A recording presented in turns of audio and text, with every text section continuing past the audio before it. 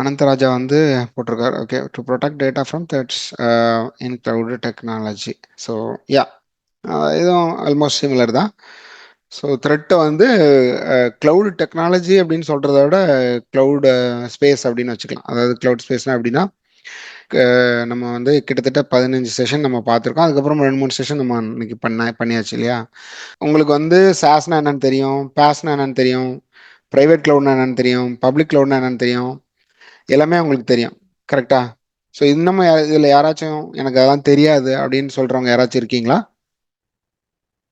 எனக்கு அதெல்லாம் என்னன்னே தெரியல அப்படின்னு சொல்கிறவங்க அப்படி யாராச்சும் இருந்தீங்க அப்படின்னா எஸ்ன்னு போடுங்க சாட்ல, தெரிஞ்சுக்கிறேன். எனக்கு சர்வீஸ் மாடல்ஸ்னா என்னன்னு தெரியல, கிளவுட்னா சிஎஸ்பி, கிளவுட் சர்வீசஸ் ப்ரொவைடர்னா யாருன்னு தெரியல, அந்த மாதிரி யாராச்சும் இருக்கீங்களா?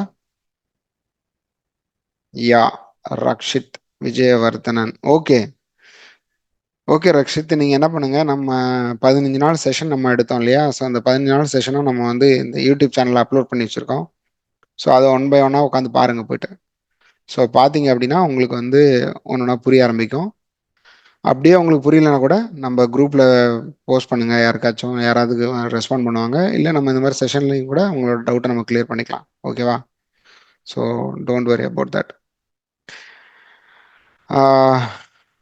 ஸோ அதுதான் வந்து ஐ மீன் அதெல்லாம் நீங்கள் அண்டர்ஸ்டாண்ட் பண்ணீங்கன்னா தான் உங்களுக்கு வந்து இப்போ நம்ம வந்து நம்ம வந்து அடுத்த லெவலில் நம்ம பார்க்க போகிறோம். அதாவது க்ளவுடில் ஹோஸ்ட் ஆகிருக்கிற ஒரு டேட்டாவை எப்படி நம்ம ப்ரொடெக்ட் பண்ணுறது, அதுதான் வந்து க்ளவுட் செக்யூரிட்டி. சரிங்களா? அதுக்காக நம்ம என்ன பண்ணுறோம், ஒரு பாலிசி ரைட் பண்ணுவோம். அதுக்காக நிறைய ப்ரொசீஜர்ஸு டெக்னாலஜி யூஸ் பண்ணுவோம், டூல்ஸ் யூஸ் பண்ணுவோம். சர்டன் கண்ட்ரோல்ஸை யூஸ் பண்ணி க்ளவுட் பேஸ்டு டேட்டாவை நம்ம வந்து ஒரு சைபர் த்ரெட்லேருந்து நம்ம ப்ரொடெக்ட் பண்ணுவோம். அதுதான் வந்து க்ளவுட் செக்யூரிட்டி. அதில் ஒர்க் பண்ணுறவங்களுக்கு பேர் க்ளவுட் செக்யூரிட்டி என்ஜினியர் அப்படின்னு நம்ம சொல்லுவோம். ஓகே, இதில் முக்கியமாக இருக்கிற 5 கான்செப்ட் எதுலாம் அப்படின்னு பார்த்தீங்கன்னா, டேட்டா என்கிரிப்ஷன். டேட்டா என்கிரிப்ஷன்ன்றது வேற ஒன்றும் இல்லை. இப்போ நீங்கள் வந்து டேட்டா டிரான்சிட்டில் இருக்குன்னு வச்சுக்கோங்க. இப்போ நீங்கள் ஜிமெயில் ஆக்சஸ் பண்ணுறீங்க. ஜிமெயில்ங்கிறது ஒரு ஒரு சாஸ் அப்ளிகேஷன், அதாவது ஒரு க்ளவுடில் ஹோஸ்ட் பண்ணியிருக்கிற ஒரு டேட்டாபேஸ் ஃபைல்னு வச்சுக்கோங்களேன். அதுலேருந்து நீங்கள் வந்து உங்கள் மெயில் ஆக்சஸ் பண்ணுறீங்க அப்படின்னா இது வந்து க்ளவுடில் தான் ஹோஸ்ட் ஆயிருக்கு. ஸோ இதை வந்து நீங்கள் டேட்டாவை ரெட்ரை பண்ணுறீங்க அப்படின்னா எங்கேயோ இருக்கிற ஒரு டேட்டா சென்டரில் இருக்கிற ஒரு க்ளவுட் சர்வரில் ஹோஸ்ட் ஆகிருக்கிற டேட்டாவை தான் நீங்கள் உங்கள் மெயில் பாக்ஸ் அங்கே தான் ஹோஸ்ட் ஆயிருக்கும். ஸோ அதை தான் நீங்கள் ஆக்சஸ் பண்ணுறீங்க இல்லையா? ஸோ அப்போ அந்த டேட்டாவை டிரான்சிட்டில் வரும்போது ஹேக்கர்ஸ் வந்து அதை இன்ட்ரூட் பண்ணி அதை வந்து அந்த டேட்டாவை எடுத்து பார்க்கலாம். பட் அப்படி பார்க்கலாமா அப்படின்னு கேட்டிங்கன்னா பார்க்க முடியாது. ஏன்னா அதுக்குன்னு ஒரு கீ இருக்கும். அந்த கீ இல்லைன்னா அவங்களால அதை பார்க்கவே முடியாது ஆக்சுவலாக. ஸோ அதுதான் வந்து டேட்டா என்கிரிப்ஷன் கீ வேணும். டிகிரிப்ட் பண்ணுறதுக்கான ஒரு கீ இருக்கும். கீ இருந்தால் மட்டும்தான் வந்து அந்த டேட்டாவை ஹேக்கரால் கூட பார்க்க முடியும். ஸோ அதுதான் வந்து டேட்டா என்கிரிப்ஷன் வைல் டிரான்சிட் இல்லை வைல் ஸ்டோரிங், எப்போவுமே அது பண்ணுறது. அப்புறம் ஐடென்டிட்டி அண்ட் ஆக்சஸ் மேனேஜ்மெண்ட்டுங்கிறது வந்து நம்ம ஒரு ஆஷூர் ஆக்டிவ் டைரக்டரி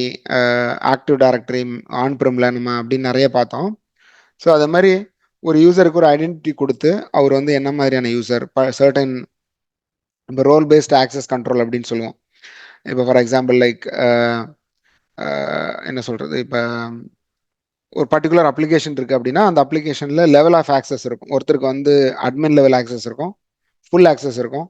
இன்னொருத்தருக்கு வந்து பார்த்தீங்கன்னா கான்ட்ரிபியூட் லெவல் ஆக்சஸ் இருக்கும், ஒருத்தருக்கு ரீடர் ஆக்சஸ் இருக்கும், ஒருத்தர் விசிட்டர் ஆக்சஸ் இருக்கும், ஒருத்தர் வந்து கான்ட்ரிபியூட்டர் ஆக்சஸ் இருக்கும் பட் கொஞ்சம் ஆக்சஸ் கம்மியாக இருக்கும். லைக் மேபி அவங்களுக்கு டெலிட் பண்ண முடியாது. So contributor with delete access, இதெல்லாம் தான் வந்து ரோல் பேஸ்ட் ஆக்சஸ். ஒரு டீமில் என்ன மாதிரியான ரோல் அவங்க இருக்காங்கங்கிறத பொறுத்து தான் அந்த ஆக்சஸ்லாம் வந்து ப்ரொவைட் பண்ணுவாங்க. ஸோ அதுதான் வந்து ரோல் பேஸ்ட் ஆக்சஸ்னு வச்சுக்கோங்களேன். ஸோ இதெல்லாம் தான் part of identity and access management. அடுத்ததான் வந்து நெட்வொர்க் செக்யூரிட்டி. ஸோ நெட்வொர்க் செக்யூரிட்டினா என்னது அப்படின்னு கேட்டிங்கன்னா, இப்போ நம்ம டேட்டா டிரான்சிட் மட்டும் இல்லாமல் ஃபார் எக்ஸாம்பிள் லைக் நீங்கள் வந்து ஒரு க்ளவுடுக்குள்ளே வந்து ஒரு விர்ச்சுவல் ப்ரைவேட் நெட்ஒர்க்கை க்ரியேட் பண்ணுறீங்க. சர்டன் ரிசோர்ஸ் அலோகேட் பண்ண போகிறீங்க. ஒரு அப்ளிகேஷன் சர்வர், ஒரு 2 3 அப்ளிகேஷன் சர்வர், 2 வெப் சர்வர், இந்த மாதிரி ஒரு ஒரு ஒரு சர்வர் பூல்ஸ் க்ரியேட் பண்ணுறீங்க அப்படின்னா அதை நீங்கள் செக்யூர் பண்ணணும் க்ளவுடுக்குள்ளே. ஸோ அதுக்கு பிறகு தான் நெட்வொர்க் செக்யூரிட்டி. ஸோ கம்ப்ளைண்ட்ஸுங்கிறது வேற ஒன்றும் இல்லை. ஒவ்வொரு கண்ட்ரிக்கும் ஒவ்வொரு மாதிரியான ஒரு ஸ்டாண்டர்ட் இருக்கும். ஃபார் எக்ஸாம்பிள் இந்தியாவுக்குன்னு ஒரு ஸ்டாண்டர்ட் இருக்கும். இந்தியாவோட ID act, data protection act இதெல்லாம். அமெரிக்காவில் ஒரு ஒரு data protection act, data accessing act அந்த மாதிரி இருக்கும். யூரோப்பில் ஒரு மாதிரி இருக்கும். ஸோ அந்த கம்ப்ளைண்ட்ஸுக்கு அங்கே இருக்கிற டேட்டா சென்டர் அடாப்ட் ஆகணும். இப்போ நீங்கள் உங்கள் டேட்டாவை யூரோப்பில் இருக்கிற ஒரு டேட்டா சென்டரில் வச்சுருக்கீங்க அப்படின்னா, அப்போ யூரோப்பியன் யூனியனோட அந்த டேட்டா ப்ரொடெக்ஷன் பாலிசி இருக்கு இல்லையா, அந்த ஸ்டாண்டர்டுக்கு ஏற்ற மாதிரி தான் நீங்கள் அந்த டேட்டாவை ஸ்டோர் பண்ணியிருப்பீங்க, ஆக்சஸ் பண்ணுவீங்க. ஸோ அந்த கம்ப்ளைண்ட்ஸுக்கு உங்களோட டேட்டா, உங்களோட ஐ மீன் சர்வீஸ் கிளவுட் சர்வீஸ் ப்ரொவைடரும் அடாப்ட் ஆகணும். அதுதான் வந்து complaints. So monitoring and incident response அப்படிங்கிறது வேற ஒன்றும் இல்லை. அதாவது உங்களோட என்வாமெண்ட்டை நம்ம மானிட்டர் பண்ணிகிட்டே இருப்போம். ஆக்சுவலாக நம்ம அப்படின்றது நம்ம அடுத்தது பார்க்கலாம் யார் அப்படின்னு சொல்லிட்டு மானிட்டர் பண்ணிட்டு இருக்கும்போது அதில் இருக்கிற இன்சிடென்ட் ரெஸ்பான்ஸ், ஏதாவது வந்து பிரச்சனை வருதா, இல்லை யாராச்சும் வந்து இன்ட்ரூடர் இருக்காங்களா, இல்லை ஏதாவது வைரஸ் இருக்கா, இல்லை ஏதாச்சும் அன்ஆத்தரைஸ் ஆக்சஸ் பண்ணுறாங்களா நம்மளோட டேட்டாவை, இதெல்லாம் பார்க்குறது தான் மானிட்டரிங் அண்ட் இன்சிடென்ட் ரெஸ்பான்ஸ் அப்படிங்கிறது. ஸோ இதெல்லாம் தான் இதோட க்ளவுட் செக்யூரிட்டியோட முக்கியமான ஃபீச்சர்ஸ் ஒரு ஓவர்வியூ எப்படின்னாலும் நம்ம எடுத்துக்கலாம். ஸோ அடுத்தது வந்து cyber security versus cloud security. So நமக்கு எல்லாத்துக்குமே ஒரு டவுட் இருக்கும், சைபர் செக்யூரிட்டி தான் இருக்கே, அப்புறம் என்ன கிளவுட் செக்யூரிட்டி அப்படின்ற டவுட் உங்களுக்கு எல்லாத்துக்கும் இருக்கா? அந்த மாதிரி டவுட்டு யாருக்கெல்லாம் அந்த மாதிரி டவுட் இருக்கு சொல்லுங்க. இருக்குன்னா எஸ்ன்னு போடுங்க சேட்ல. Okay, nice. ஓகே, ஸோ யாராச்சும் சொல்ல முடியுமா? டக்குன்னு குயிக்கா சேட்ல போட முடியுமா? What is cyber security versus cloud security? Just search பண்ணாம உங்களுக்கு தெரிஞ்சது அப்படியே டக்குன்னு வித்தின் 30 செகண்ட்ஸ்ல, டைம் வேஸ்ட் பண்ணாம டக்குன்னு போடுங்க. No Google search, no ChatGPT, just ஏதாச்சும் ஒரு ஐடியா. நோ ப்ராப்ளம், ஒரு ஐடியாவும் இல்லைன்னா ஒன்றும் பிரச்சனை இல்லை. ஆக்சுவலாக ஐடியா, அதாவது சைபர் செக்யூரிட்டின்றது வேற ஒன்றும் இல்லை. சைபர் செக்யூரிட்டி அப்படிங்கிறது வந்து ஓவரால் செக்யூரிட்டி, அதாவது whether it is an yes exactly, very good. Okay, correct. So ஓவராலாக டேட்டாவை ப்ரொடெக்ட் பண்ணுறவங்கள தான் வந்து சைபர் செக்யூரிட்டி இன்ஜினியர் இல்லைனா சைபர் செக்யூரிட்டி ப்ரொஃபஷனல். ஆ பக் ரிலேட்டிவ் சைபர், எஸ், ஆமாம். பக் பக்குனா ஆக்சுவலாக நீங்கள் உடனே நேராக கியூஏக்கு போயிட்டீங்கன்னு நினைக்கிறேன். ஸோ பக்கு டிடெக்ட் பண்ணுறதுக்கு. பட் பக்னா நீங்கள் சொல்கிற பக் எப்படின்னா மேபி கோடு இந்த ஃபயர்வாலில் வந்து சரியாக கான்ஃபிகர் பண்ணாமல் விட்டுருந்தாங்கன்னா அது கூட ஒரு பக் தான். ஸோ அப்படியே எடுத்துக்கலாம். Okay, good, nice. ஸோ இது மாதிரி ஓவரால் ப்ரொடெக்ஷன்ன்றது என்னன்னா பப்ளிக் கிளவுட், கிளவுட். இது தவிர்த்து ஒரு சின்ன கம்பெனி இருக்கு, அந்த கம்பெனியில் ஒரு டேட்டா சென்டர் இருக்குன்னா அது வந்து நம்ம என்ன சொல்லுவோம், ஆன் பிரமிஸ்னு சொல்லுவோம். ஒரு பெரிய கம்பெனி பெரிய டேட்டா சென்டர் வச்சிருக்காங்க, அவங்களுக்கு மட்டும் தனியாக வச்சிருக்காங்கன்னா அது பிரைவேட் கிளவுடுன்னு சொல்லுவோம், இல்லை ஆன் பிரம்னு சொல்லுவோம். அது இன்டர்நெட்ல கனெக்ட் ஆனிச்சுன்னா அது பிரைவேட் கிளவுட்னு சொல்லுவோம். இல்லை அவங்க ஐசோலேட்டா நெட்வொர்க் வச்சிருந்தாங்கன்னா, ஒரு வேன்ல வச்சிருந்தாங்கன்னா அதை நம்ம வந்து ஆன் பிரிமைஸ் என்வாயர்மெண்ட் அப்படின்னு சொல்லுவோம். அப்போ ஸோ இது மாதிரி ஆன் பிரெம், இது மாதிரி எல்லா என்வாயர்மெண்ட்லையும் இருக்கிற டேட்டாவை ப்ரொடெக்ட் பண்ணுறவங்கள தான் ப்ரொடெக்ட் பண்ணுற ஒரு ப்ரொசீஜரை நம்ம வந்து சைபர் செக்யூரிட்டி இல்லை சைபர் செக்யூரிட்டி ஈகோ சிஸ்டம் அப்படின்னு சொல்லிக்கலாம். அதை ப்ரொடெக்ட் பண்ணுற இன்ஜினியருக்கு பேர் சைபர் செக்யூரிட்டி இன்ஜினியர் அப்படின்னு சொல்லிக்கலாம். ஸோ கிளவுடில் மட்டும் இருக்கிற டேட்டாவை ப்ரொடெக்ட் பண்ணுறவங்கள தான் வந்து கிளவுட் செக்யூரிட்டி இன்ஜினியர் அப்படின்னு சொல்லுவோம். அதாவது for example like public cloud, private cloud, hybrid cloud, இந்த 3 கிளவுடு, கம்யூனிட்டி கிளவுடும் கூட வச்சுக்கலாம். இந்த அதாவது பர்டிகுலராக ஒரு service I means cloud services provider இருக்காங்க இல்லையா, அதாவது ஏடபிள்யூஎஸ், அஷூர், ஜிசிபி மாதிரியான ஒரு கிளவுட் சர்வீசஸ் ப்ரொவைடர் ஓட டேட்டாவை ப்ரொடெக்ட் பண்ணுறவங்கள தான் நம்ம கிளவுட் செக்யூரிட்டி இன்ஜினியர் அப்படின்னு நம்ம சொல்லுவோம்.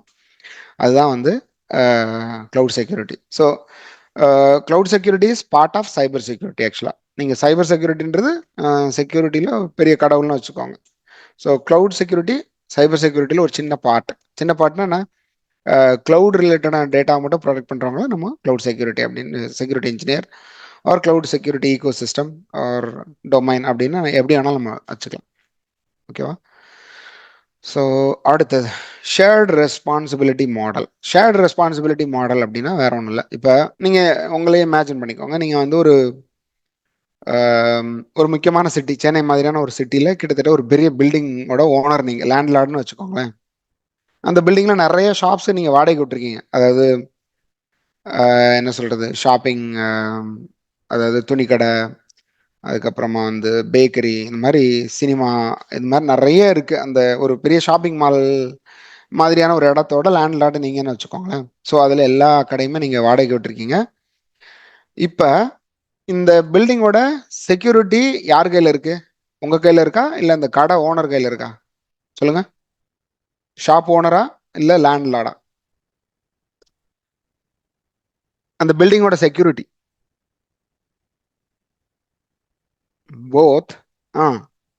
பட் எக்ஸாக்டா நான் என்ன கேட்குறேன்னா பில்டிங் பில்டிங். ஸோ பில்டிங்கோட ஓனர், மீன் சாரி, பில்டிங்கோட செக்யூரிட்டி, பில்டிங்கோட ஃபிசிக்கல் செக்யூரிட்டி.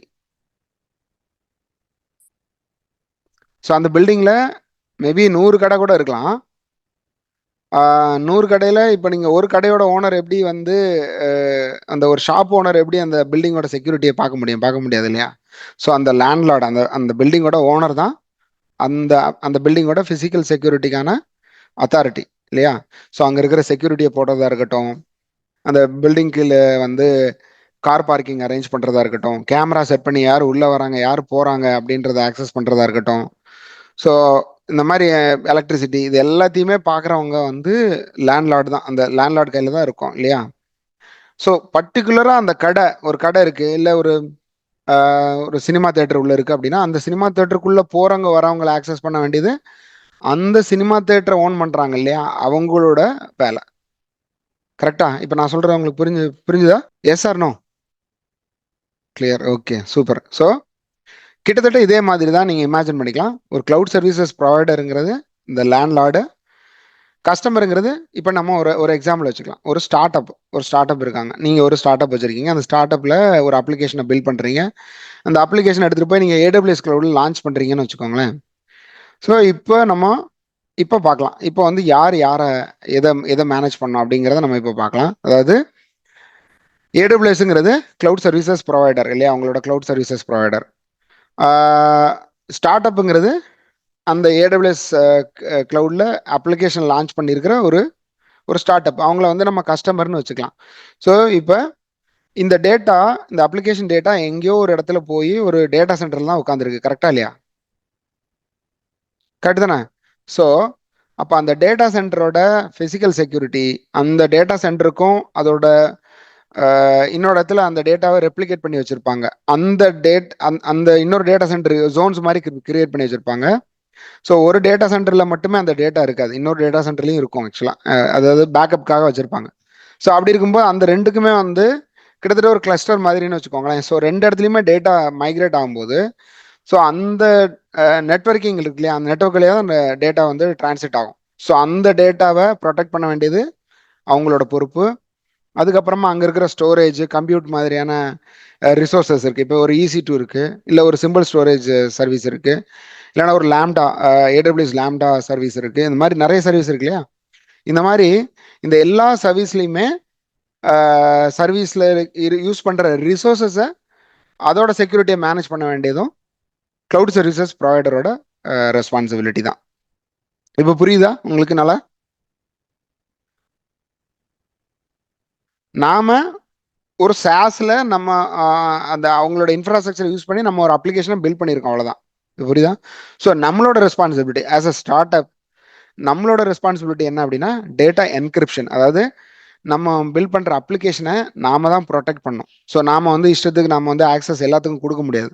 கரெக்டா? அதாவது நான் ஏற்கனவே சொன்ன மாதிரி பில்டிங் உள்ள ஒரு தியேட்டர் இருக்குன்னு வச்சுக்கோங்க. அந்த தியேட்டருக்குள்ள யாரு போகணும் வரணும் அப்படின்றத முடிவு பண்றது லேண்ட்லார்டு இல்லை. கரெக்டா? லேண்ட்லார்டு வந்து மெயின் செக்யூரிட்டியை மட்டும்தான் பார்ப்பாரு. உள்ள இருக்கிற அந்த தியேட்டர்ல இருக்கிறவங்களுடைய தியேட்டருக்குள்ள யார் உள்ள வரணும், யார் படம் பார்க்க வரணும், டிக்கெட் யார்கிட்ட இருக்கு, இதெல்லாம் பார்க்க வேண்டியது அந்த தியேட்டரோட ஓனருடைய பொறுப்பு. கரெக்டா? ஸோ அதே மாதிரி தான் இங்கே வந்து டேட்டா என்கிரிப்ஷன் பார்க்க வேண்டியது யாரோட வேலை? அந்த அந்த தேட்டரோட ஓனர். அதே மாதிரி இந்த ஸ்டார்ட் அப் ஓனர் இருக்காங்க இல்லையா, ஸ்டார்ட் அப்போட டீம் இருக்கு இல்லையா, அந்த டீமோட வேலை தான் இந்த டேட்டா என்கிரிப்ஷன் பண்ண வேண்டியது.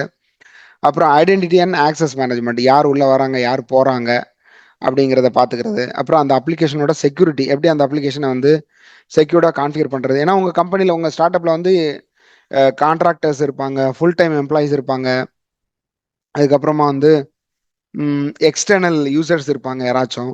இந்த மாதிரி நிறைய வெரைட்டியாக யூசர்ஸ் இருப்பாங்க. மேபி அவங்க ஒரு மாதம் வந்து மட்டும் ஒர்க் பண்ணுவாங்க, இல்லை ஒரு நாள் மட்டும் ஆக்சஸ் பண்ணுவாங்க, இல்லை விசிட்டர் ஆக்சஸ் மட்டும் பண்ணுவாங்க.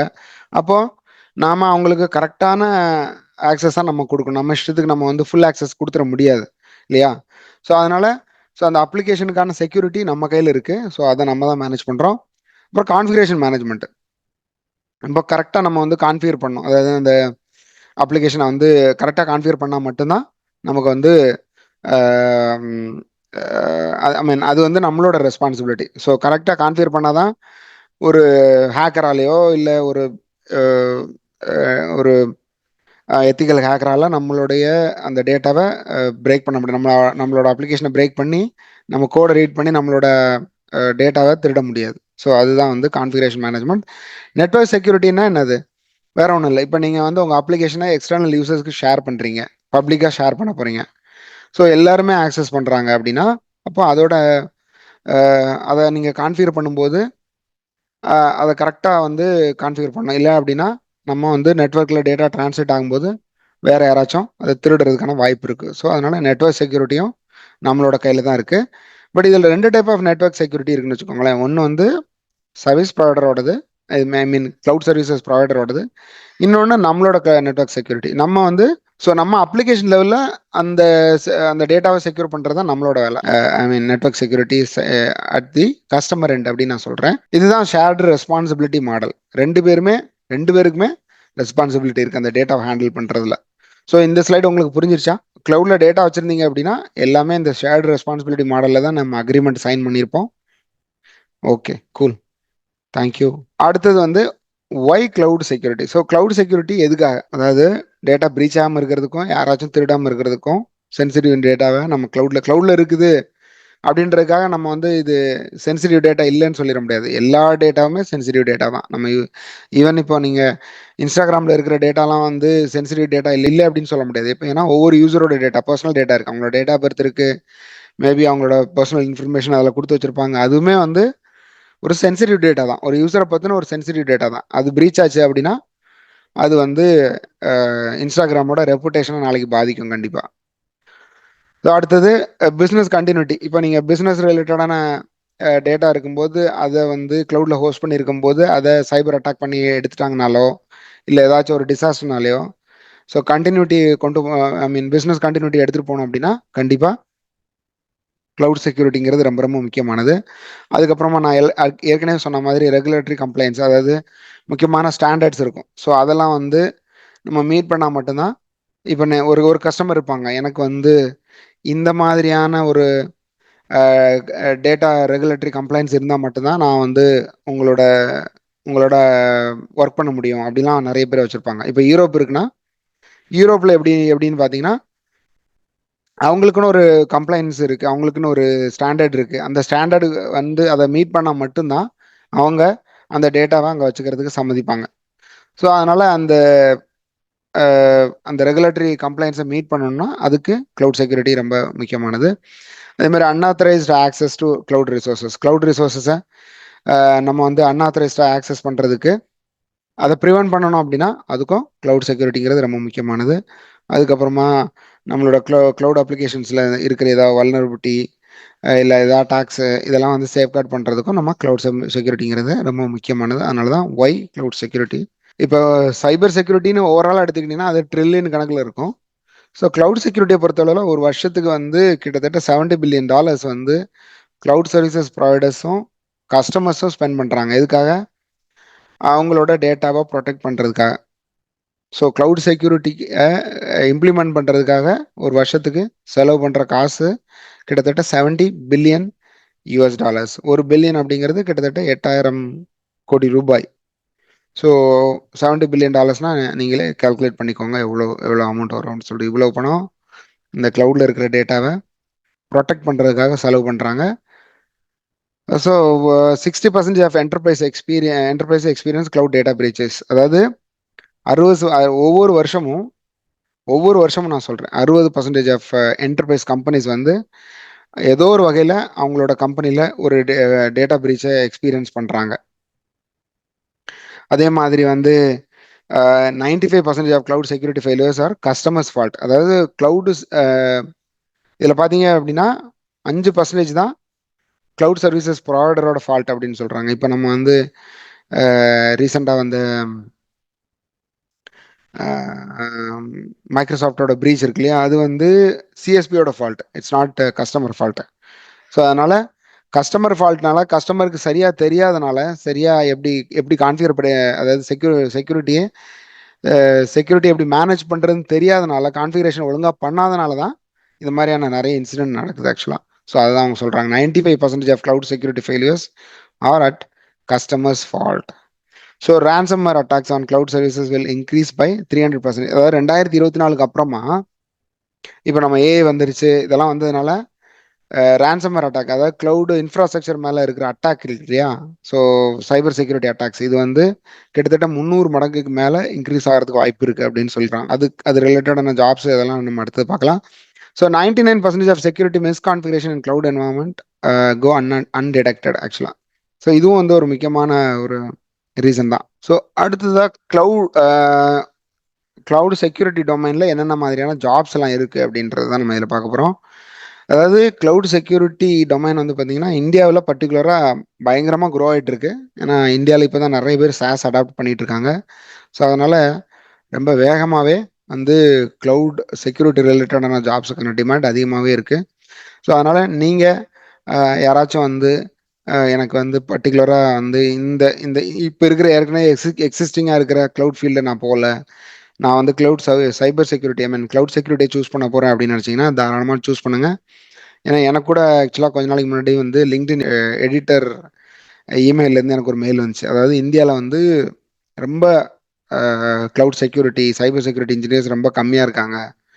ஏன்னா அதில் நிறைய ஜாப் வேகன்சி இன்னும் ஃப்ரீயாக இருக்குது, யாரும் அந்தளவுக்கு காம்படிஷனும் இல்லாமல் இருக்குது அப்படின்னு சொன்னாங்க. ஸோ அதனால் உங்களில் யாராச்சும் இது ரிலேட்டடாக நான் வந்து ட்ரை பண்ண போகிறேன் அப்படின்னு நினச்சிங்கன்னா தாராளமாக ட்ரை பண்ணுங்கள். ஏன்னா கண்டிப்பாக இதில் வந்து ஒரு ஜாப் பூல் வெயிட் பண்ணிட்டு தான் இருக்குது. ஆக்சுவலாக என்னென்ன மாதிரியான ரோல்ஸ்லாம் பார்த்தீங்கன்னா cloud security engineer, cloud security analyst, cloud security architect, இதெல்லாமே ஃபர்ஸ்ட் ரோல்லே நீங்கள் பார்த்தலாம். இது மாதிரி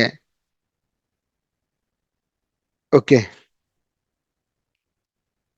ஓகே கிளவுட் செக்யூரிட்டி கோர்ஸ் வந்து தனியாக நடத்துவாங்க. தனியாக எங்கே நடத்துகிறாங்க அப்படின்னு தெரில, நம்ம கூட நடத்தலாம் தான் கொஞ்ச நாள் கழிச்சு, இப்போதைக்கு இல்லை. பட் நான் என்ன பார்க்குறேன்னா பர்டிகுலராக அந்த அந்த ஃபீல்டில் ஒர்க் பண்ணிட்டு இருப்பாங்களே அவங்கள யாராச்சும் நம்ம வந்து கொண்டு வந்து தான் நம்ம கிளாஸ் நடத்த முடியும்.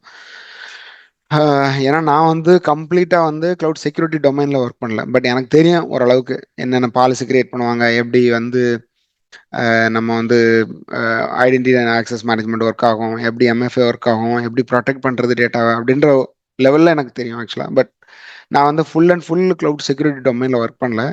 ஸோ அதனால் பர்டிகுலராக அதில் ரொம்ப எக்ஸ்பர்ட்டாக இருக்கிறவங்க யாராச்சும் கொண்டு வந்து நம்ம கிளாஸ் நடத்தணும். பட் நான் யாராச்சும் அந்த மாதிரி உங்களுக்கு கிளாஸ் எடுக்கிறாங்க அப்படி ஏதாவது இருந்து நான் உங்களுக்கு கண்டிப்பாக சொல்கிறேன்.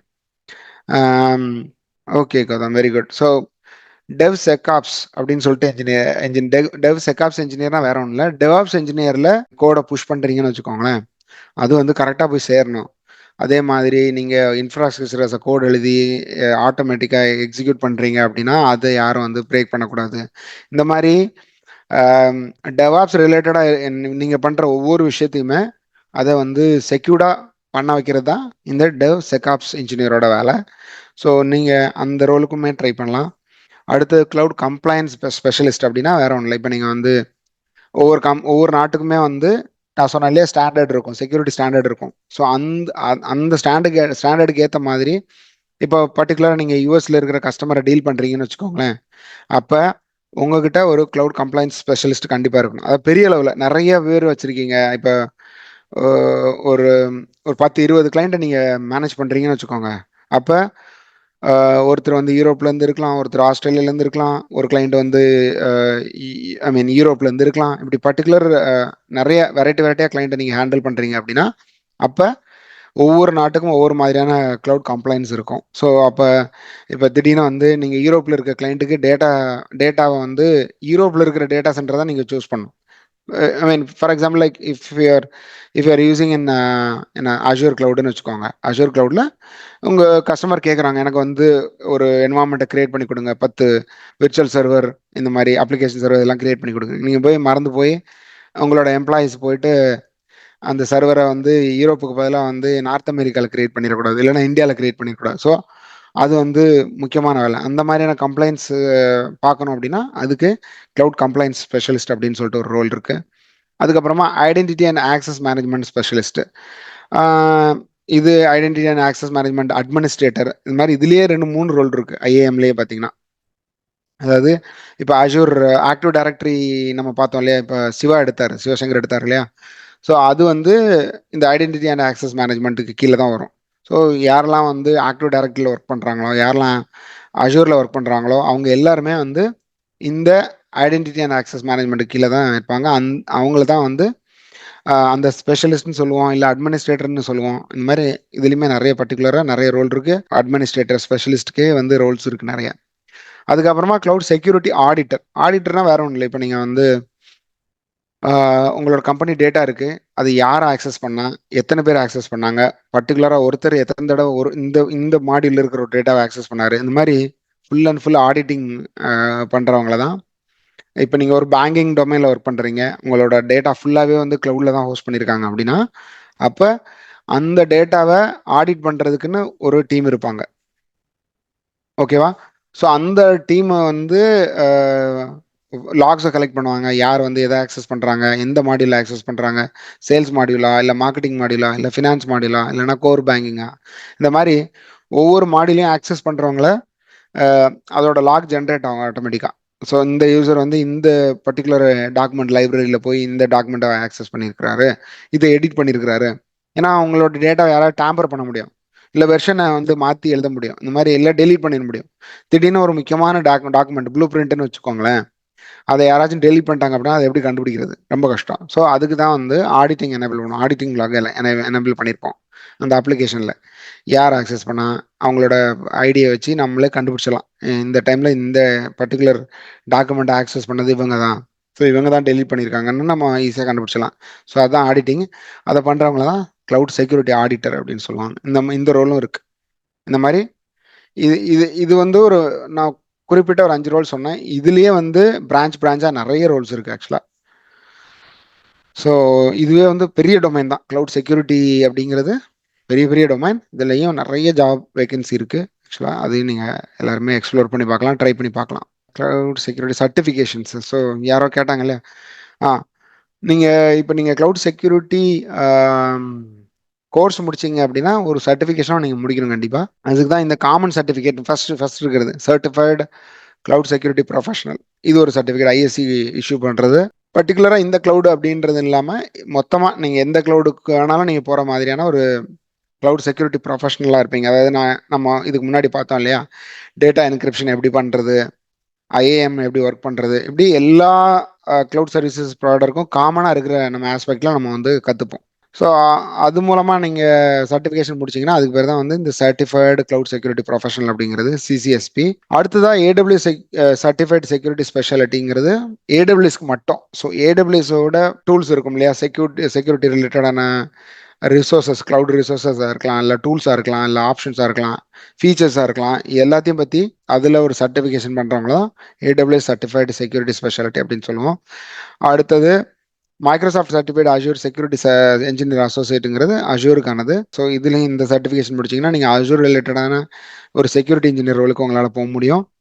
அடுத்ததாக கூகுள் ப்ரொஃபஷனல் கிளவுட் செக்யூரிட்டி இன்ஜினியரும் அதே மாதிரி தான் ஜிசிபி, அதாவது கூகுள் கிளவுட் பிளாட்ஃபார்ம் இருக்கு இல்லையா, அதில் இருக்கிற கிளவுட் செக்யூரிட்டி ரிலேட்டடான டாபிக்ஸ், ஃபீச்சர்ஸ் இதை பற்றி தெரிஞ்சுக்கிட்டு அதில் நீங்கள் சர்டிஃபிகேஷன் பண்ணிங்கன்னா கூகுள் ஜிசிபியோட கிளவுட் செக்யூரிட்டி இன்ஜினியராக உங்களால் போக முடியும். எல்லாமே வந்து டிஃப்ரெண்ட் ரோல்ஸ், நிறைய ஆப்ஷன்ஸ் இருக்குது, நிறைய ஆப்பர்ச்சுனிட்டிஸ் இருக்குது உங்களுக்கு ஆக்சுவலாக. ஸோ காம்டிய கிளவுட் அப்படிங்கிறது ஒரு ஸ்டார்ட் அப் ஃபவுண்டர். இப்போ நீங்கள் அந்த மாதிரி ரோலில் இருக்கீங்க அப்படின்னா உங்களுக்கு வந்து நீங்கள் நாளைக்கு ஒரு அப்ளிகேஷனை ஹோஸ்ட் பண்ண போகிறீங்க, இல்லை ஏதோ பண்ண போகிறீங்க அப்படின்னா உங்களோட ஸ்டார்ட் அப்புக்கு எப்படி நீங்கள் ப்ரொடெக்ட் பண்ணுவீங்க, ஒரு டேட்டா எப்படி ப்ரொடெக்ட் பண்ணுவீங்க, அது மாதிரியான நிறைய விஷயங்களை தெரிஞ்சுக்கணும் அப்படின்னா இந்த காம்டிஏ கிளவுட் சர்டிஃபிகேஷன் நீங்கள் முடிச்சுக்கலாம். ஸோ காம்டிங்கிறது கம்ப்யூட்டர் டெக்னாலஜி இன்ஃபர்மேஷன் அசோசியேஷன் அந்த மாதிரி ஏதோ ஒன்று. ஸோ அவங்க தான் இதை ப்ரொவைட் பண்ணுறாங்க இந்த சர்டிஃபிகேட் ஆக்சுவலாக. ஸோ இப்படி நீங்கள் இந்த சர்டிஃபிகேட் எல்லாம் நீங்கள் முடிச்சிங்க அப்படின்னா ஒரு கிளவுட் செக்யூரிட்டி ப்ரொஃபஷனலாக உங்களால் வர முடியும். ஸோ அடுத்ததாக identity and access management, so IIM.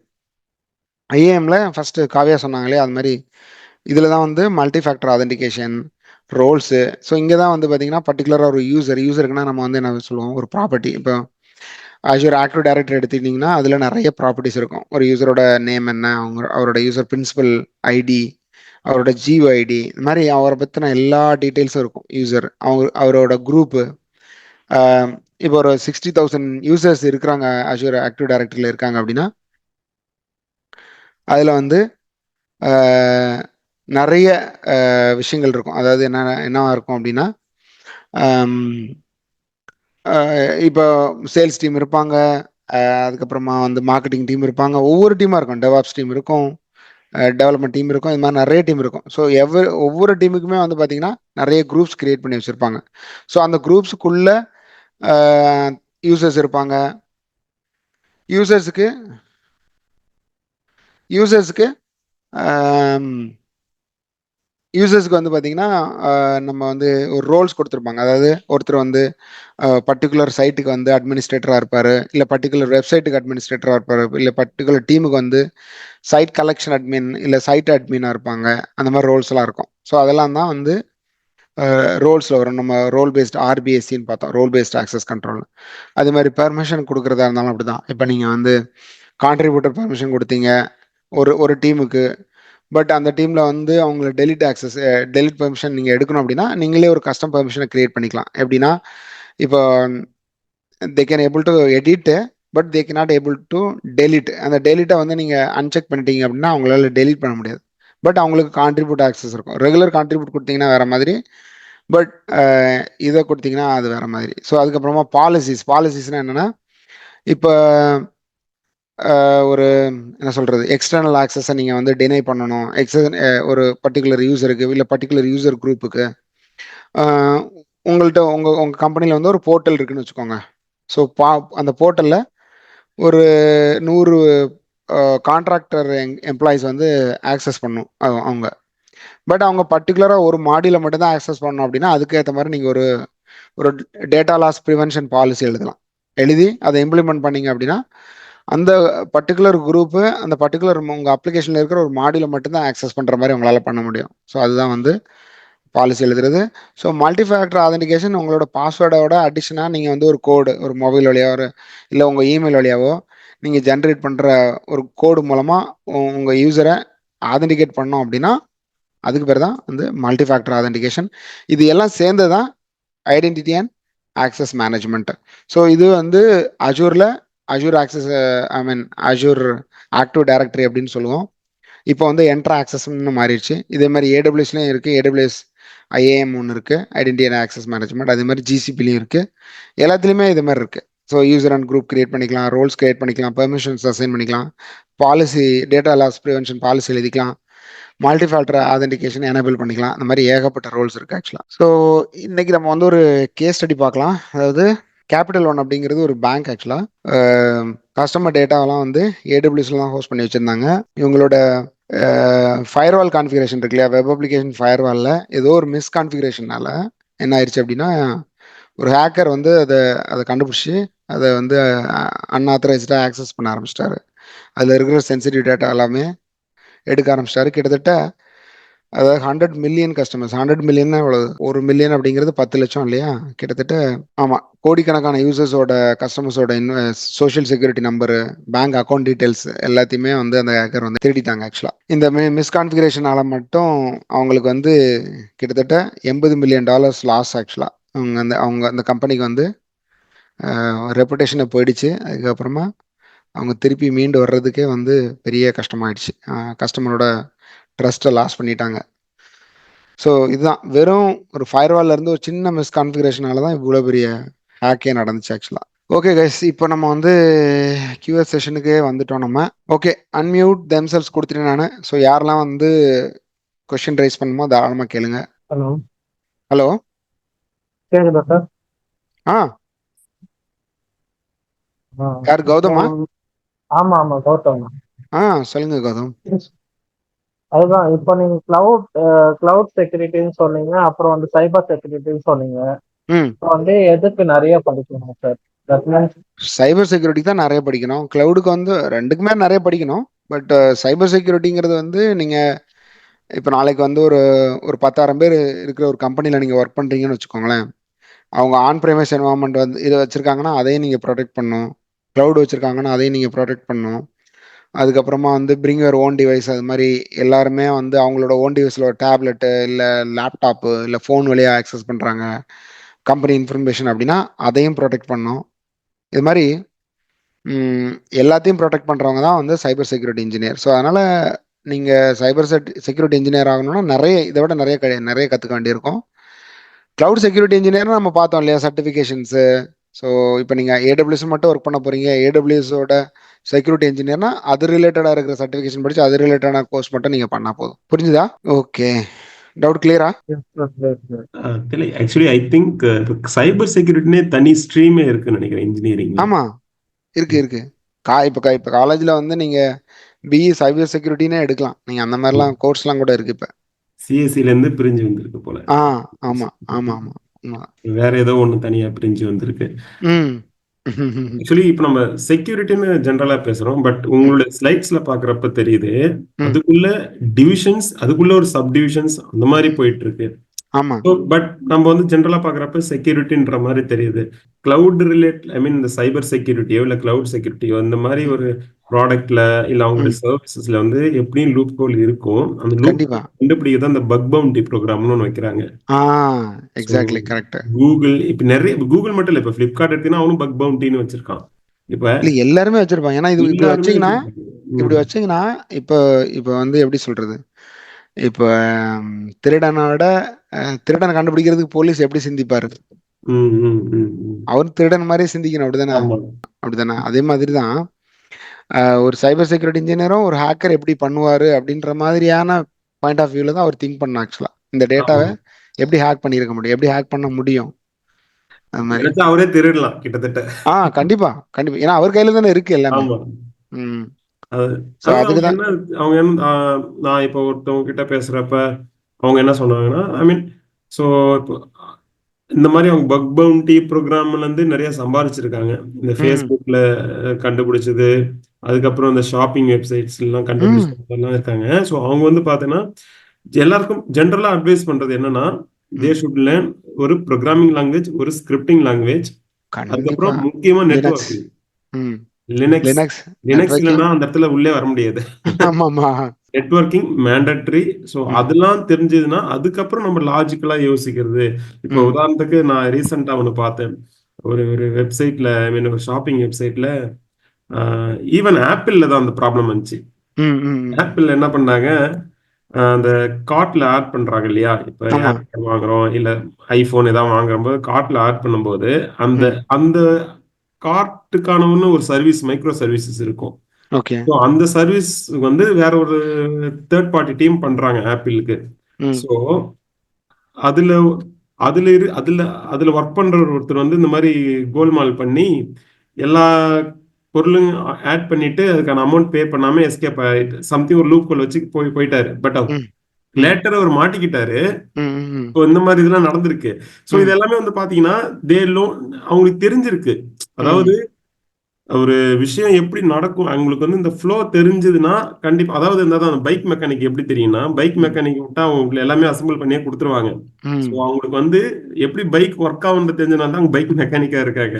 So they knows that எப்படி நம்ம வந்து டேட்டாவை வந்து ஃபேக் பண்ணி கொடுத்தா அது வந்து பிரேக் பண்ண முடியும், அதாவது கள்ளசாவி போட்டு திருடுற மாதிரி தான். ஸோ இதெல்லாம் இன்ட்ரெஸ்டிங்கா இருக்கு. ஆக்சுவலி அவங்கலாம் அந்த எக்ஸ்பீரியன்ஸ் ஷேர் பண்ணும்போது நான் இது நெட்ல நிறைய படிச்சது. இது இன்னும் சொல்ல போனா இப்ப நீங்க அந்த இது பேசிட்டு இருக்கும்போது கிளவுட் செக்யூரிட்டிக்கும், ஐ மீன் இப்ப ஏடபிள்யூஎஸ் தான் வந்து கிளவுட் சர்வீஸ் ப்ரொவைடர். ஸோ அவங்க வந்து கொடுக்குறாங்க. ஓகே, EC2 இன்ஸ்டன்ஸ் இருக்கு இல்லைங்களா, அமேசான். அவங்க வந்து அதாவது எங்க ப்ராஜெக்ட் வந்து EC2 இன்ஸ்டன்ஸ் வாங்கி ஒரு விஷயத்தை டிப்ளாய் பண்ணிருக்காங்க. ஒரு ஆப் வந்து டிப்ளாய் பண்ணிட்டு இருந்தாங்க. அதுல வந்து இந்த மோங்கோ டிபின்னு ஒண்ணு இருக்கும். ஸோ அது வச்சு அதுதான் நாங்க டேட்டா பேஸா வச்சிருந்தோம். நான் என்ன பண்ணேன்னா, ஈவினிங் ஆஃபீஸ் முடிச்சுட்டு போறப்ப நான் வந்து அப்போ பைத்தான் டெஸ்டிங்ல இருந்தேன். ஸோ பைத்தான் ஸ்கிரிப்ட் யூஸ் பண்ணி அந்த டேட்டா வந்து மோங்கோ டிபில போஸ்ட் பண்ணணும். போஸ்ட் பண்ணிட்டு கெட் பண்றது, போஸ்ட் பண்றது, இந்த மாதிரி ஆப்ரேஷன்ஸ் தான் பண்ணிட்டு இருந்தேன். ஸோ இந்த மாதிரி பண்ணிட்டு இருக்கும்போது நான் வந்து தெரிஞ்சோ தெரியாமல நான் வந்து பேக்கப் எடுத்து வச்சுக்கிட்டேன் அன்னைக்கு போறப்ப. அந்த டேட்டா வந்து சென்சிட்டிவான டேட்டா கிடையாது, மொக்க டேட்டா தான்.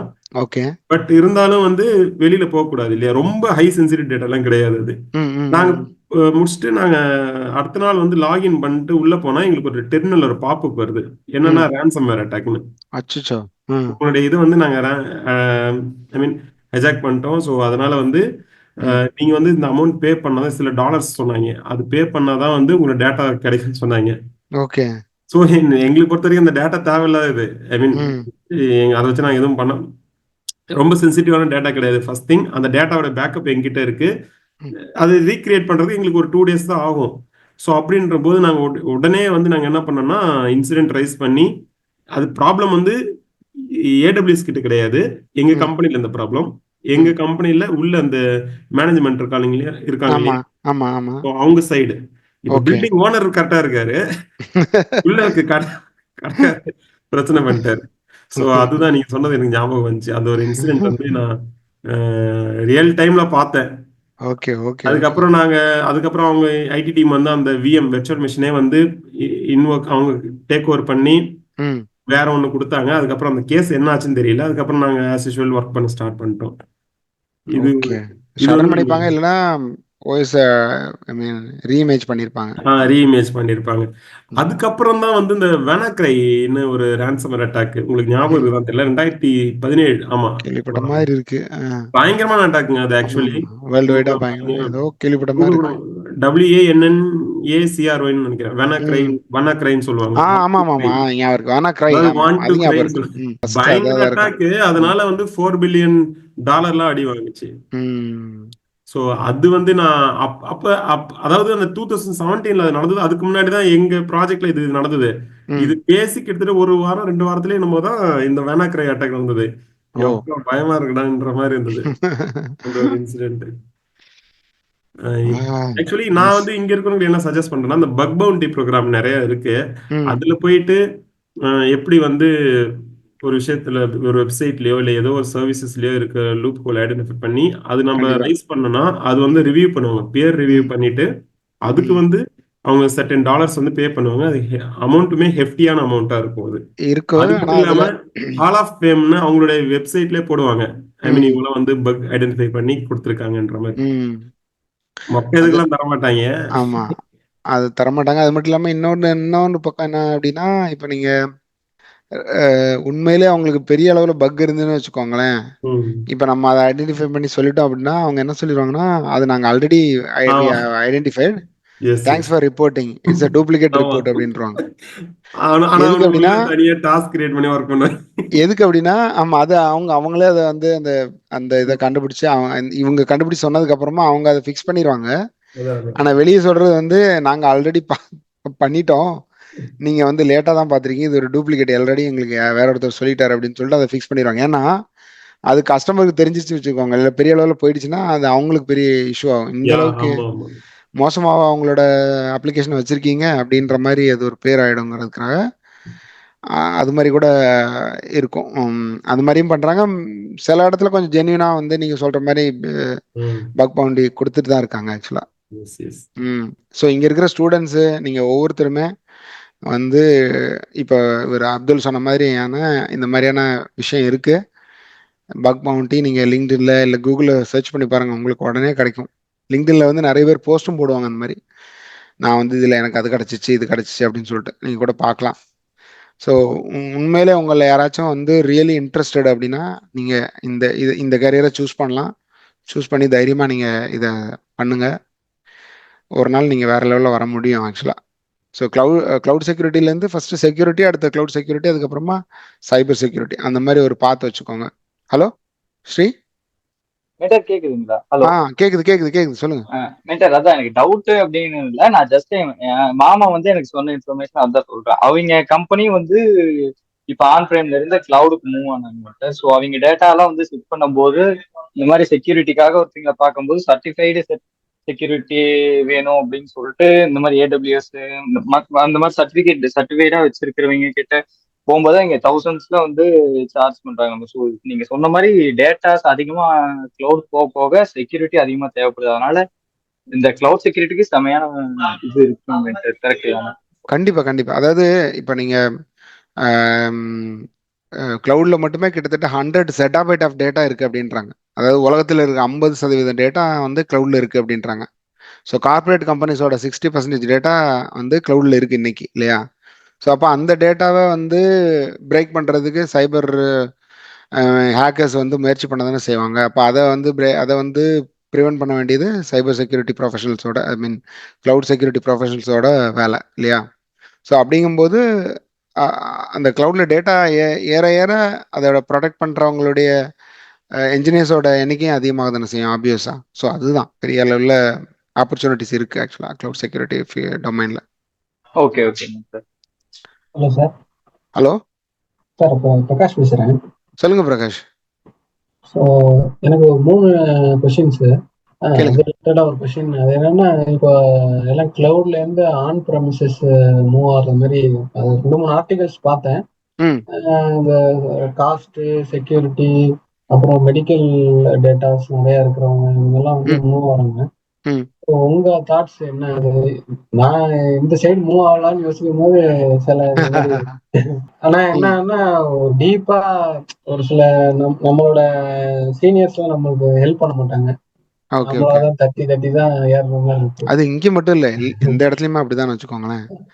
அதனால இதான் ஃபர்ஸ்ட் கொஸ்டினா? இது ஒரு ஃபர்ஸ்ட் கொஸ்டின். ஓகே 2வது கொஸ்டின் வந்து இந்த மாதிரி வேலைங்க எங்க கிடைக்குது? இப்ப ஓகே. டிசிஎஸ், இன்போசிஸ்ல எல்லாம் பார்த்தா ஈஸியா இது எப்படியோ கிடைச்சிரும்னு வச்சுங்களேன் ஒரு ம் ஃப்ரெஷருக்கு. ம் ஒரு 10 வருஷம் வேற ஃபீல்ட்ல இருக்காரு. எக்ஸாம்பிள் என்ன எடுத்துங்க, நெட்ஒர்க்ல இருக்காரு. அவரு வந்து எப்படியோ படிச்சு அவர் கம்பெனிலே சின்ன சின்ன ஒர்க் இது மாதிரி பண்ணிட்டு மூவ் பண்ணணும்னு நினைக்கிறாரு.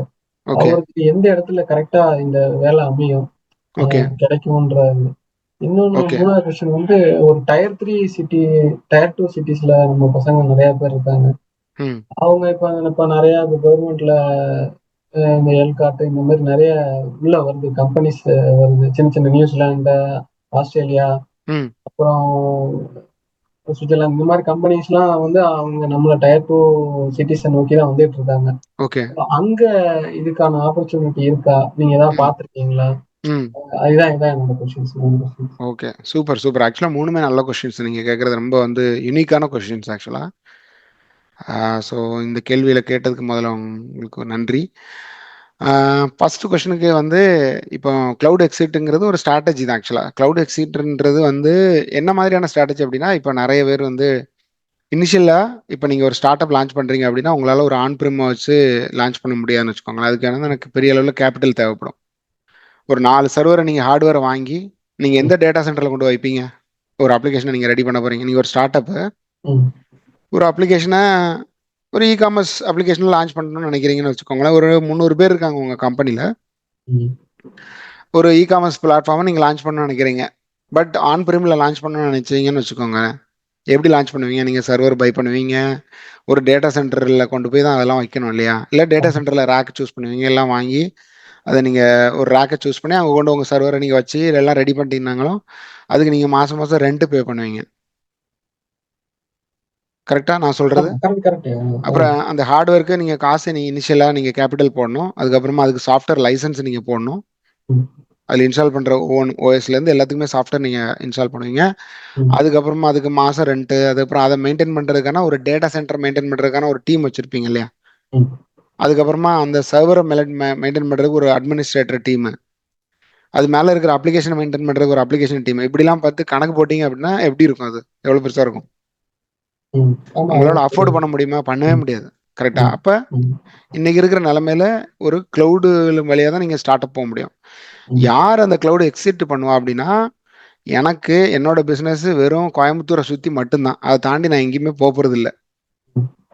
ஓகேவா? ராஜஸ்தானில் இருக்கிற ஒருத்தர் வந்து என்னோட வெப்சைட்டை ஆக்சஸ் பண்ண போகிறது இல்லை.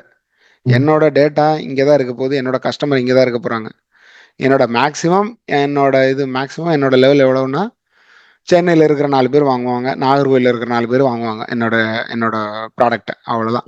இதுக்கு மேலே போக மாட்டாங்க. அப்படின்னா நீங்கள் வந்து கோயம்புத்தூரில் ஒரு டேட்டா சென்டரை போட்டு பேசாமல் அமைதியாக உட்காந்துக்கலாம். பட் உங்களோட ப்ராடக்டை ஜப்பான்ல இருக்கிறவங்க ஆக்சஸ் பண்ணணும், துபாயில இருக்கிறவங்க ஆக்சஸ் பண்ணணும், பிரேசில்ல இருந்து ஆக்சஸ் பண்ணணும் அப்படின்னு நினைச்சீங்கன்னா அதுக்கு வாய்ப்பே இல்லை. அப்படின்னா நீங்க என்ன பண்ணணும், உங்களுக்கு கேஷிங் சர்வரை போட்டு அங்கங்க எல்லாம் டேட்டா சென்டர்ல ரெப்ளிகேட் பண்ணி பெரிய நல்லா பெரிய அளவில் நீங்கள் கொண்டு வரணும். அப்படிதானே? அப்போ அந்த அளவுக்கு உங்களுக்கு கெப்பாசிட்டி இருந்து உங்களால் ஃபினான்ஷியல் ஸ்டெபிலிட்டி உங்களுக்கு இருக்குது, அவ்வளோ பெரிய பயங்கரமான ப்ராடக்ட் நீங்கள் சேல் பண்ண போகிறீங்க அப்படின்னா நீங்கள் அப்படி பண்ணலாம். இப்போ ஃப்ளிப்கார்ட் இருக்கு.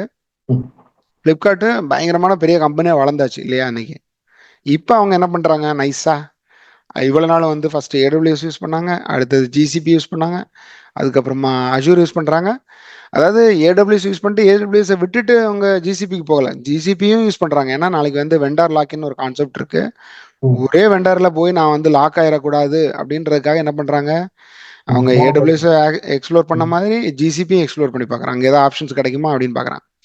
அடுத்து ரெண்டாவது அஜூரில் நம்ம மெஷின் லேர்னிங் அல்காரிதத்தை வச்சு நம்ம டேட்டாவை ஆக்சஸ் பண்ணுறதுக்கு அதுக்கு அஜூரை யூஸ் பண்ணுறாங்க. இது பத்தாதுன்னு சொல்லிட்டு அவங்களோட ஓன் ஆன்-பிரிம் டேட்டா சென்டரையும் வச்சிருக்காங்க. கிட்டத்தட்ட ஒரு ஹைபிரிட் இன்ஃப்ராஸ்ட்ரக்சருக்கு போயிட்டாங்க. இப்போ அவங்களாம் ஆல்ரெடி எஸ்டாப்ளிஷ், அவங்களால ஃபினான்ஷியலாக அஃபோர்ட் பண்ண முடியும். எதுக்கு ஒரு இன்னைக்கு பார்த்தீங்கன்னா இப்போ ஏஐரா இல்லையா. ஸோ ஒரு ஜிபி வாங்குறதுக்குள்ள நீங்கள் படாத பாடுபடணும் இன்னைக்கு வாங்குறதுக்கு இல்லையா. ஒரு ஜிபி வாங்குறதுக்கு ஜிபி இல்லைன்னா உங்களால் பெரிய அளவில் இந்த மாதிரி டேட்டா சென்டர் ரன் பண்ணவே முடியாது உங்களுக்கு இல்லையா. ஒரு நாளைக்கு ஒரு ஏஐ மாடல் நீங்கள் ரன் பண்ணுறீங்கன்னா கூட, ஒரு மெஷின் லேர்னிங் மாடல் நீங்கள் ரன் பண்ணுறீங்கன்னா கூட உங்களுக்கு ஜிபியூ தேவை, பெரிய பெரிய அளவில் தேவை. இப்போ அது என்ன சொல்கிறது, இப்போ சாட் ஜிபிடி நீங்கள் உங்களுக்கு ஒரு ரெஸ்பான்ஸ் கொடுக்குது, ஒரு 100 வேர்டு கொடுக்குது அப்படின்னா அதுக்கு செலவாகக்கூடிய தண்ணியோட அளவு கிட்டத்தட்ட 3 லிட்டர் அப்படின்னு சொல்கிறாங்க. அப்போ இந்த மாதிரி டேட்டா சென்டரில் போட்டு நீங்கள் ஒரு மெஷின் லேர்னிங் மாடல் ரன் பண்ணோம் அப்படின்னா உங்களுக்கு எவ்வளோ தூரம் அது ரிசோர்ஸ் செலவாகும்னு யோசிச்சு பாருங்க. இப்படி பண்ணும்போது அவங்களுக்கு அஃபோர்ட் பண்ண முடியுது. யார், ஃப்ளிப்கார்ட் வளர்ந்துட்டாங்க, அதனால அவங்களால ஃபினான்ஷியலாக அஃபோர்ட் பண்ண முடியுது. அவங்க ஹைப்ரிட் இன்ஃப்ராஸ்ட்ரக்சருக்கு போகிறாங்க. பட் இன்னைக்கு இருக்கிற எந்த ஒரு ஸ்டார்ட் அப்புமே அந்த மாதிரி அதை நினச்சி கூட பார்க்க முடியாது. எனக்கு தெரிஞ்சு கனவுல கூட நினச்சி பார்க்க முடியாது ஆன்-பிரிம்ங்கிறது. மேபி இப்போ நீங்கள் சொல்கிற மாதிரி ஒரு சாயப்பட்டறை இருக்காங்க, அவங்களுக்கு லோக்கலாக ஒரு டேட்டா தேவை அப்படின்னா அதுக்கும் வந்து எட்ஜ் கம்ப்யூட்டிங்னு ஒரு கான்செப்ட் வந்துட்டு இருக்கு. அதையே வந்து எல்லா கிளவுட் சர்வீசஸ் ப்ரொவைடரும் இம்ப்ளிமெண்ட் பண்ணிட்டு இருக்காங்க அவங்கவுங்க டேட்டா சென்டருக்குள்ள. எட்ஜ்னு சொல்லிட்டு இப்போ நீ பாருங்க, மைக்ரோசாஃப்ட், AWS எல்லாருமே இந்தியாவில் ஹெவியாக இன்வெஸ்ட் பண்ணிட்டு இருக்காங்க. எதுக்கு, டேட்டா சென்டருக்காக. அதனால கம்பெனிஸ் வந்து பொதுவா மேபி நீங்க சொல்ற மாதிரி அவங்க வந்து அவங்க டேட்டா வந்து வெளியே போக கூடாது. ப்ராடக்ட் இப்போ எக்ஸாம்பிள் நான் ஒர்க் பண்ற கம்பெனிலே நம்மளோட ப்ராடக்ட் வந்து அதை வந்து இப்போ லேட்டன்சி சென்சிட்டிவா இருக்கு, உங்களுக்கு 2 மில்லி செகண்ட் 3 மில்லி செகண்ட்ஸ்ல உங்களுக்கு அதோட ரெஸ்பான்ஸ் வரணும்னா கிளவுட் போக முடியாதுல்ல. அந்த மாதிரி சில கம்பெனிஸ் இப்போ அது கரெக்டாக ஆன்சர் பண்ணணும்னா அவங்களுக்கு டேட்டா ரெக்யூர்மெண்ட்டே தேவையில்லை. இப்போ நீங்கள் வந்து இப்போ ஒரு நீங்கள் சொல்கிற மாதிரி ஒரு ஹெல்த் கேர் இன்ஸ்டியூட்டில் அவங்க டேட்டா வந்து இன்னொருத்தர் ஆக்சஸ் பண்ணணும்னு அவசியமே இல்லைல்ல. இப்போ டெல்லியிலேருந்து ஒருத்தர் அந்த டேட்டா ஆக்சஸ் பண்ணணுன்ற அவசியம் கிடையாது. அப்படியே ஆக்சஸ் பண்ண கூட கொஞ்சம் லேட்டாக கூட ஆக்சஸ் பண்ணிக்கலாம், அப்படிதானே? மெதுவாக கூட நான் ஆக்சஸ் பண்ணிக்கலாம் இல்லையா. அது வந்து ஒரு என்ன சொல்றது, ஒரு ஹெல்த் கேர் டேட்டா நீங்க சொல்ற மாதிரி பட் கம்யூனிகேஷன் ஒண்ணு இருக்கு. அது வந்து எப்படி டேட்டாவை எங்கேருந்து எடுத்துட்டு வருது இல்ல, ரெக்யர்மெண்ட்டை பொறுத்து தான் வச்சுக்கோங்களேன். இப்போ இன்ஸ்டாகிராம் இருக்கு, இன்ஸ்டாகிராம வந்து நீங்க அது மாதிரி எனக்கு வந்து லோக்கல் ஆக்சஸ் பண்ண மாதிரி அப்படி விட முடியாதுல்ல. இன்ஸ்டாகிராம் வந்து வேர்ல்டு வைடா பயங்கரமா ரன் ஆகணும். இப்போ நீங்க சென்னையில இருந்து ஆக்சஸ் பண்ணும்போது என்ன ஸ்பீட்ல இருக்கோ அதே மாதிரி தான் பிரேசில் இருக்கணும், அதே மாதிரி தான் ஸ்பெயின்ல இருக்கணும், அதே மாதிரி தான் ஜப்பான்ல இருக்கணும், அதே மாதிரி தான் நார்த் அமெரிக்கால இருக்கணும், அதே மாதிரி தான் உகாண்டால இருக்கணும். எங்கிருந்து வேணாலும் ஆக்சஸ் பண்ணாலும் எனக்கு அதே ஸ்பீட் எனக்கு கிடைக்கணும். அங்க இருக்கிற லோக்கல் ISPயை பொறுத்து இருக்குன்னு வச்சுக்கோங்களேன், இன்டர்நெட் சர்வீஸ் ப்ரொவைடர் பொறுத்து தான் இருக்கு. இருந்தாலும் இப்போ என்னுடைய இன்டர்நெட் சர்வீஸ் ப்ரொவைடர் வந்து எனக்கு வந்து எவ்வளவு 60 GB/s அந்த மாதிரி ஸ்பீட்ல கொடுக்குறாருன்னு வச்சுக்கோங்க. அதே ஸ்பீட்ல எல்லா வேர்ல்டு ஃபுல்லா இருக்குன்னா அதே ஸ்பீட்ல அவங்களும் அந்த இன்ஸ்டா பேஜை பார்க்குற மாதிரி இருக்கணும். ஸோ இன்ஸ்டாங்கிற அப்ளிகேஷனுக்கு அந்த மாதிரியான கிளவுடுக்கு போகிறது தான் அவங்களுக்கு நல்லது. பட் நீங்கள் சொல்கிற மாதிரியான ஹெல்த் கேர் டேட்டாக்கு அவங்களுக்கு வந்து அது எல்லாருமே இப்போ இந்த உலகத்தில் இருக்கிற எல்லாருமே அதை பார்க்க போகிறாங்களா இல்லை. இன்னொரு டாக்டர் டெல்லியில் இருக்கிற ஒரு டாக்டர் பார்ப்பாரு, இல்லை கல்கட்டாவில் இருக்கிற ஒரு டாக்டர் பார்க்குறாருன்னா அது ஆன்-பிரிமில் இருந்தால் கூட போதுமே, ஒன்றும் பிரச்சனை இல்லையே, மெதுவாக கூட பார்த்துக்கலாம். ஸோ அவங்களுக்கு ஆக்சஸ் பண்ணுறதுக்கு ஸோ இந்த டேட்டா அவங்களோட ரெக்யர்மெண்ட்டை பொறுத்து தான் அவங்க ஆன்-பிரிம் போகிறாங்களா, இல்லை கிளவுட் எக்ஸிட் பண்ணுறாங்களா, இல்லை கிளவுட்லேயே இருக்க போகிறாங்களா அப்படிங்கிறது நம்ம டிட்டர்மின் பண்ண முடியும். இப்போ இப்போ சென்னையிலேருந்து ஒரு இன்ஸ்டாகிராம் மாதிரியான ஒரு ஒரு ஒரு கம்பெனி இருக்காங்கன்னு வச்சுக்கோங்களேன். அவங்க நான் வந்து இல்லை எனக்கு க்ளவுட் காஸ்ட்லாம் அதிகமாக இருக்குது, நான் க்ளவுட் எக்ஸிட் பண்ணிட்டு ஆன் பிரமுக்கு போகிறேன்னா அது அது நடக்குமா? ரொம்ப கஷ்டம். நடக்காது, வாய்ப்பே இல்லை. நான் சொல்கிறேன், அடித்து சொல்கிறேன், குதிரை கொம்பு, அதாவது காலமாட்டில் பால் கறக்கிற மாதிரி, அது வாய்ப்பே இல்லை. ஏன்னா எக்ஸ்பேண்ட் ஆகாது நெட்வொர்க். ஆனா ஆனா இப்போ வந்து என்ன, எதுக்கு இது இந்த இந்த கிளவுட் எக்ஸ்டென்ட்ங்கிற ஸ்ட்ராட்டஜியே எதுக்கு இந்த ஓப்பன் சோர்ஸ் எல்லாம் பண்றாங்க அப்படின்னா, அவங்கள எப்படியாவது விலையை குறைக்க வைக்கணும். இப்போ ஐபிஎம் பார்த்தீங்கன்னா 26% வந்து அவங்களோட கிளவுட் ரிசோர்ஸ்க்கு விலையை கூட்டியிருக்காங்க இன்னும் ஒரு அடுத்த மாசத்துல இருந்து. 26% இன்க்ரீஸ் அவங்களோட கிளவுட் ரிசோர்ஸ். நாளைக்கு வந்து அவங்ககிட்ட நீங்க ஒரு ஸ்டோரேஜ் எடுத்தீங்கனாலும் எது எடுத்தீங்கனாலும் அவ்வளோ காசு அதிகம். இன்னையில இருக்கிறது வந்து 26 மடங்கு அவங்க இன்க்ரீஸ் பண்ண போறாங்க. ஸோ அப்படிங்கும்போது அப்படின்னா எங்க கிளவுட் எக்ஸிட் ஸ்ட்ராட்டஜிக்கான வாய்ப்பு எங்க இருக்குது? அப்படி இருந்துச்சுன்னா அவங்க ஏன் இந்த மாதிரி காசு ஏத்த போறாங்க? அதனால இங்க இருந்து தூரத்துல பாக்குற தூரம் வரைக்கும் அதுக்கு வாய்ப்பே இல்லைங்கிறதுனாலதான் அவங்க இந்த அளவுக்கு கொண்டு போயிட்டே இருக்காங்க ஆக்சுவலா. ஸோ என்னோட ஸ்டாண்டும் அதுதான். ஸோ இது நான் உங்களோட ஃபர்ஸ்ட் கொஸ்டினுக்கு ஆன்சர் பண்ணிட்டேன்னு நினைக்கிறேன். செகண்ட் கொஸ்டின் நீங்க கேட்ட மாதிரி ஒரு 10+ இயர்ஸ்ல இருக்கிற ஒரு நெட்வொர்க் ப்ரொஃபஷனலை வந்து எப்படி இந்த மாதிரியான ஜாபுக்கு போறது அப்படின்னா, வேற ஒன்றும் இல்லை. நீங்களே கேட்ட கேள்வியிலே உங்களுக்கு ஆன்சர் இருக்கு. ஆல்ரெடி நீங்கள் ஒரு 10+ இயர்ஸ் ப்ரொஃபஷனல் அப்படிங்கும்போது இம்மிடியட்டாக இப்போ நான் ஆல்ரெடி இந்த செஷன் ஆரம்பிக்கும் போது நான் சொன்னேன். ஸோ யாருக்கெல்லாம் வந்து இந்த 15 செஷன் ஆல்ரெடி அட்டன் பண்ணீங்க, யாருக்கெல்லாம் எல்லா விஷயமும் தெரியும் அப்படின்னு கேட்டேன். அது மாதிரி இப்போ இப்போ இந்த கிளவுட் செக்யூரிட்டியை கற்றுக்கிறதுக்கு முன்னாடி ஃபர்ஸ்ட் கிளவுடுனா என்னன்னு கற்றுக்கணும் நீங்கள். கிளவுடோட பேசிக்ஸ், அதாவது ஃபார் எக்ஸாம்பிள் லைக்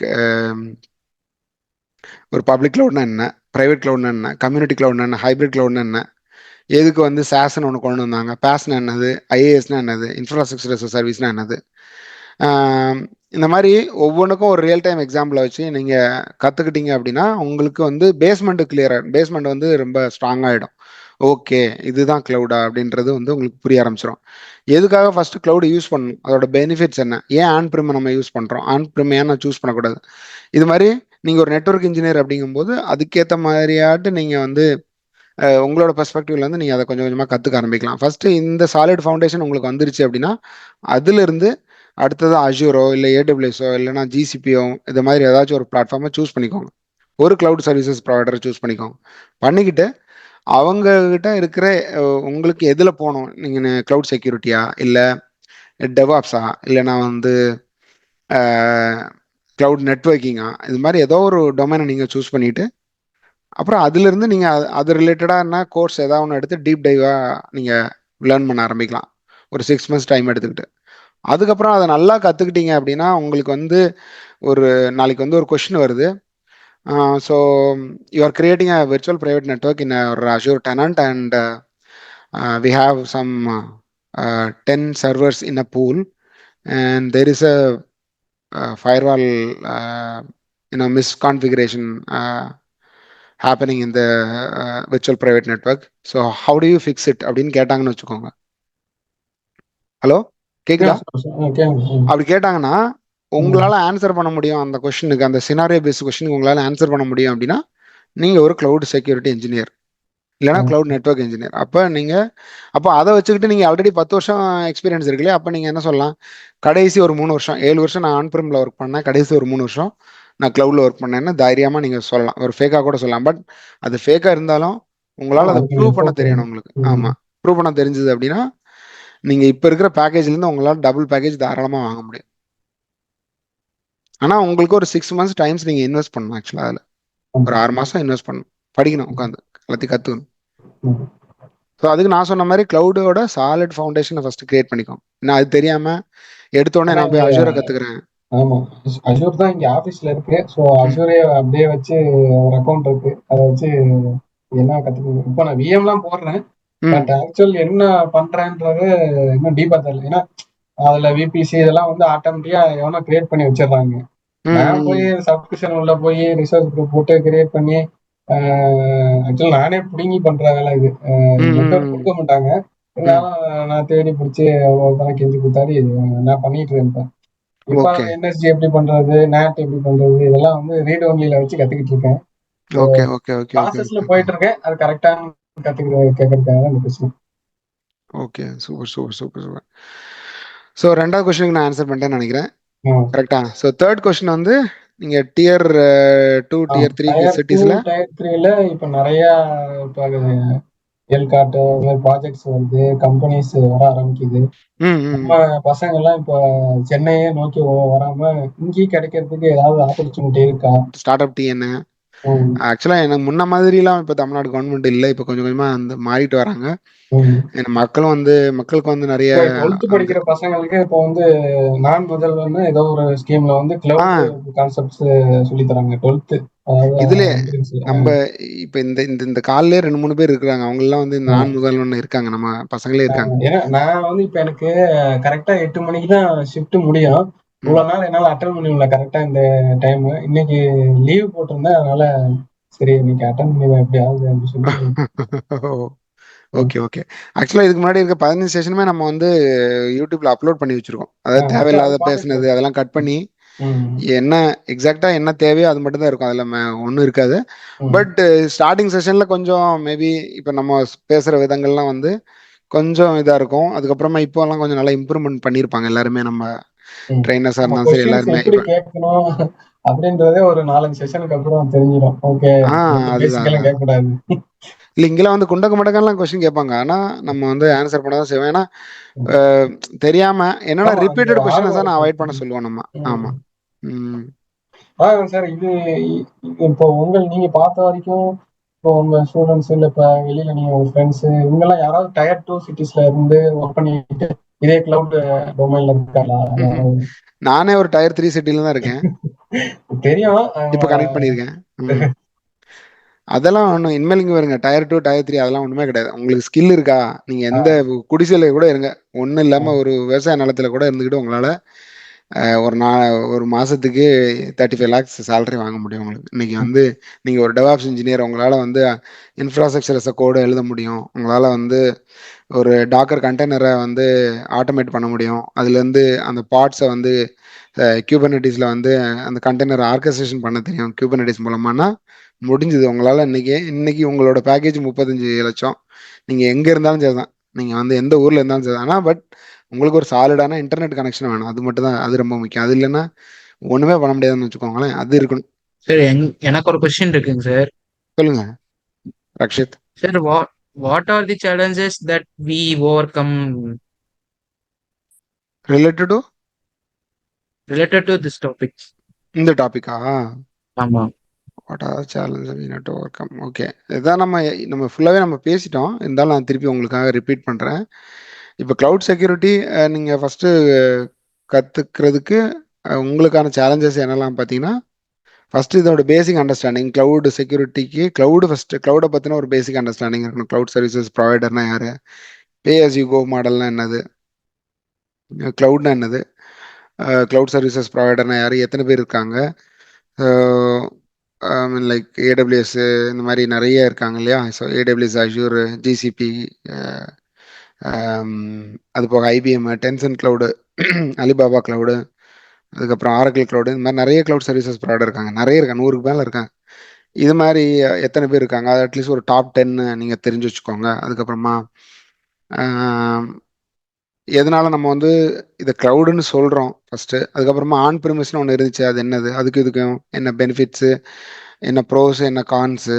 அதுக்கப்புறமா சாஸ்னா எதுக்கு சொல்கிறாங்க, பேஸ்னா என்னன்னு சொல்கிறாங்க, ஐஏஎஸ்னா என்னன்னு சொல்கிறாங்க, இன்ஃப்ராஸ்ட்ரக்சர் சர்வீஸ்னா என்னது, டேஸ்ன்னு ஒன்று இருக்குது, டெஸ்க்டாப் அஸ் சர்வீஸ், இல்லைன்னா வந்து டேட்டாபேஸ் சர்வீஸ், இப்படி நிறைய இருக்குது. இதெல்லாம் என்னது இந்த கான்செப்ட். அதுக்கப்புறமா சர்வீஸ் மாடல்ஸ்ன்னு சொல்லுவாங்க. அதாவது ஹைப்ரிட் க்ளவுடு, அதுக்கப்புறமா வேறு என்ன, public cloud, private cloud, community cloud, இது மாதிரி சர்வீஸ் மாடல்ஸ் இருக்குது. இப்படி இது எல்லாத்தையுமே ஃபஸ்ட்டு கற்றுக்கோங்க. ஒரு சினாரியோ பேஸ்டாக எப்படி இதெல்லாம் என்னது அப்படின்றது கற்றுக்கோங்க. இதை கற்றுக்கிட்டிங்கனாலே ஃபஸ்ட்டு ஒரு சேலஞ்சை ஓவர் கம் பண்ணிடுவீங்க, ஒரு லெவலில் தாண்டிடுவீங்க.